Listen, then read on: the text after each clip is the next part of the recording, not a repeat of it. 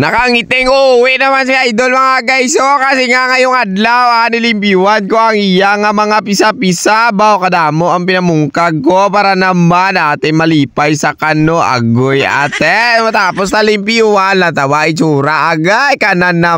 Hello mga morning sa inyo mga guys. No, bao ngayong adlaw binisita tayo dito na dalawang amigo ko. Bao te, ambal nyo sa akon. Bisan nabasa sila kaulan. Importante daw malimpiyuan ate. Amat-amaton ta. So bali ngayong adlaw pala mga guys. No, ay bubuklaso nato ng iyang bike nga Mountain Peak Everest. Kasi nga dugay-dugay na daw ito. Hindi na palimpiyuan te. Subong adlaw mga guys. Amat-amaton ta. Buklason ta ni Tanada. Inuna ko mga guys yung dalawang gulong-gulong po. Binaklas natin yan kasi nga need talaga mga guys kung maglimpyo. Uslon tanan no, hindi pwede nga pabayan-bayan baw parehas kilala ko do dulutang.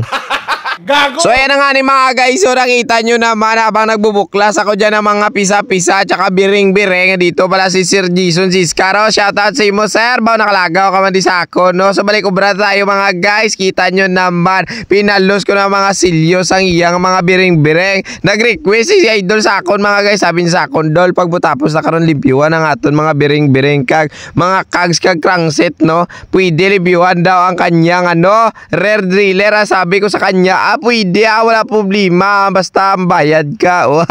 Animal. Wow. So para madali mga guys no, ako pag-ubra no, habang naglilimpyo ako doon ng mga pisa-pisa, si Buya Lublak naman isugo ko didre maghugas ang frame set niya para naman hindi tayo madugayan o hindi tayo mahapunan. Bao kabudlay talaga mga guys mag overall ng isang bike no. Kala nyo siguro madali lang, iba kasi kami maglinis. So inisipo talaga namon ng mga igko nga nabilin-bilin para naman mabilib kayo lang tawablaw na naigalain. Tinaw-tinaw daw batasan ko ba? Aba, yun puta. Gago! So para perfect mga guys no, ang ato ubra, siyempre maglalagay muna tayo ng papadanlog. So kulay blue mga guys na papadanlog ang ibutang ko. Tapos sa kanyang mga pulse naman ay kulay puti no, para naman smooth siya mamaya maguni-uni no. Bation spiak dalan bla ko maglagatek sa abaw.